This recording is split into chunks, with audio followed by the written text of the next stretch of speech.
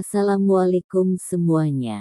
Pada kesempatan kali ini, saya akan membacakan novel keluarga tentang anak yang tak diinginkan.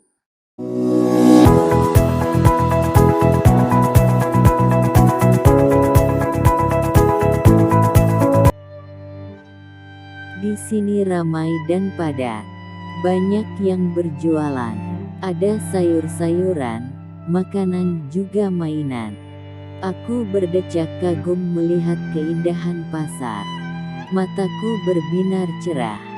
Jarang sekali ibu mau mengajakku ke pasar. Beruntung adikku membujuknya tadi. Aku terlena dengan suasana ramai di pasar, hingga tanpa kusadari sosok ibuku sudah berada jauh dari tempatku berjalan. Aku segera berlari menyusul ibu. Kuraih tangan kanan ibu ketika aku sampai di dekatnya. Aku menggenggam jemari lembut ibu, tapi ibu tidak membalas genggaman dariku. Ibu fokus pada sekeliling pasar, melihat-lihat sesuatu yang akan dibeli.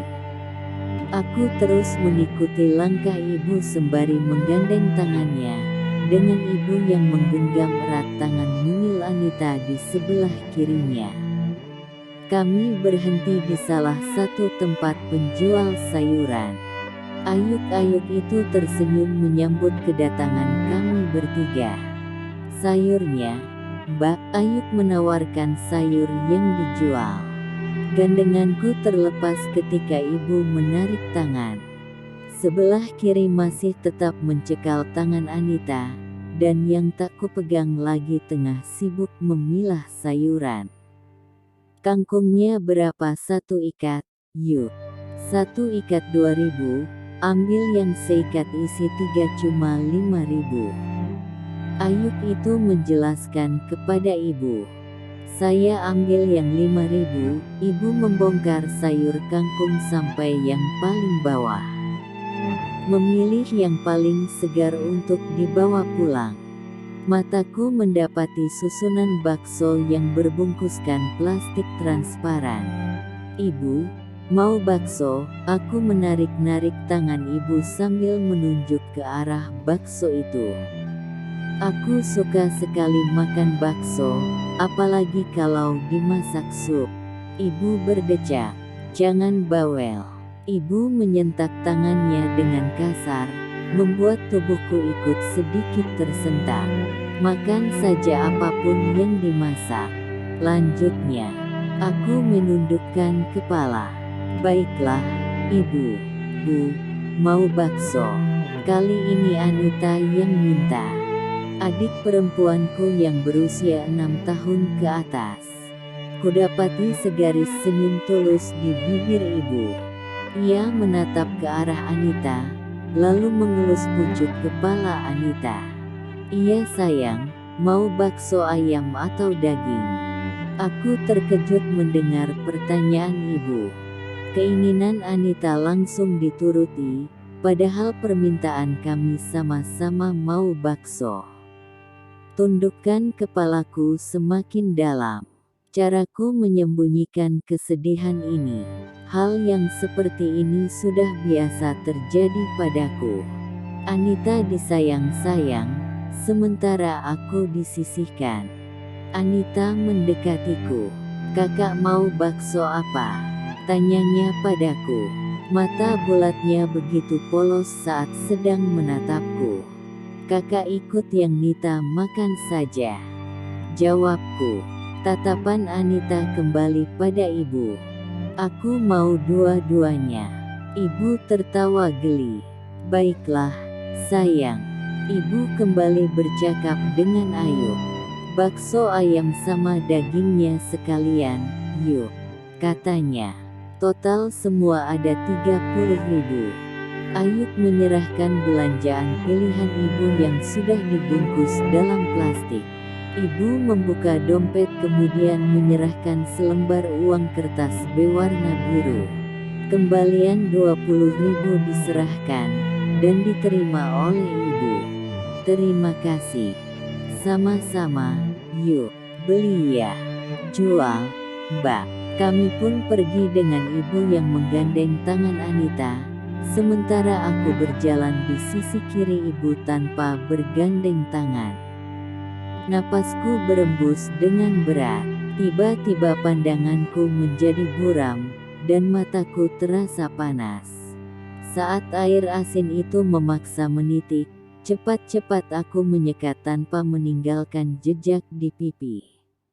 Aku menarik napas dalam-dalam, kemudian kuhembuskan kembali. Aku menatap selembar kertas putih di tangan. Kertas yang berisikan soal ulangan, dan mendapat nilai 40 dari guru. Ibu tidak akan peduli apalagi marah melihat nilai-nilai rendahku selama di sekolah. Hanya saja, aku ingin menjadi lebih baik dari sebelumnya. Tak kusangka akan sesulit ini. Berjuang tanpa dukungan, rasanya sama seperti makan sayur tanpa garam. Terasa hambar.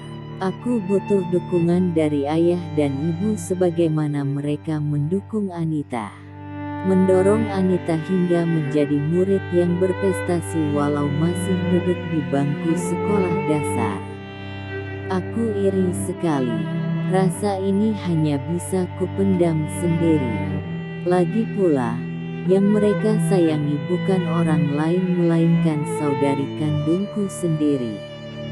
Anita, adikku yang manis itu kini sudah tumbuh besar dan menjadi anak pintar. Taat kepada orang tua, peduli dengan kakak serta menjadi kebanggaan keluarga. Jauh berbeda dengan diriku. Aku bagaikan remahan rengginang bila dibandingkan dengan Anita. Tak sepadan. Sekian menit aku mengayuh sepeda kesayangan, hingga sampailah aku di halaman rumah. Berucap salam saat di depan pintu, kemudian aku langsung masuk setelah melepas sepatu kumuhku. Seperti biasa, Anita pulang lebih dulu dan ibu sendiri yang menjemputnya ke sekolah. Dulu waktu masih sekolah dasar, aku selalu pulang sendirian dengan berjalan kaki. Kasih sayang mereka berbeda sekali, tetapi aku memakluminya. Mungkin karena Anita anak bungsu, alasan yang membuat Anita sangat dicintai oleh ayah dan ibu. Kakak, Anita berlari ke arahku. Ia langsung memeluk pinggangku, dan kubalas dengan belayan di kepalanya. Sesaat kemudian, ia mendongak menatapku.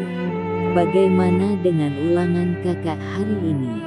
Alhamdulillah lancar, kalau Nita? Tanyaku kembali.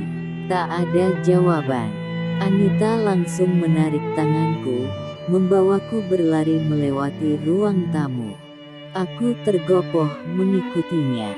Nita, jangan lari-lari, nanti jatuh. Anita tak menggubris teguranku. Ia terus menyeretku memasuki rumah hingga kemudian lari kami berhenti saat sampai di ruang keluarga. Terlihat ibu sedang duduk di sofa. Kertas ulangan yang kuyakini milik Anita berada di tangannya. Aku langsung menghampiri ibu untuk mencium punggung tangannya. Assalamualaikum, Ibu. Waalaikumsalam. Ibu menjawab dengan nada dingin, pun raut wajahnya datar. Aku melepas tas dari punggung. Resleting tas kutarik hingga ke pangkal dan memperlihatkan isi di dalamnya. Aku mengeluarkan kertas ulangan dan menyerahkannya kepada ibu. Ibu menerima hasil ulanganku. Ia menatap kertas tersebut dengan sorot yang sulit diartikan. Matanya menyiratkan ketidaksukaan, mungkin reaksi yang tak pernah ada sebelumnya. Berarti aku mulai diperhatikan walau berawal dari ekspresi wajah yang tak senang. Mau sampai kapan kau terus seperti ini? Mataku melebar mendapat teguran itu. Ibu baru saja melayangkan protes kepadaku. Aku harus bahagia atau sedih? Sepertinya bahagia, ya. Karena ini respons pertama yang pernah aku dapat dari segala harapanku.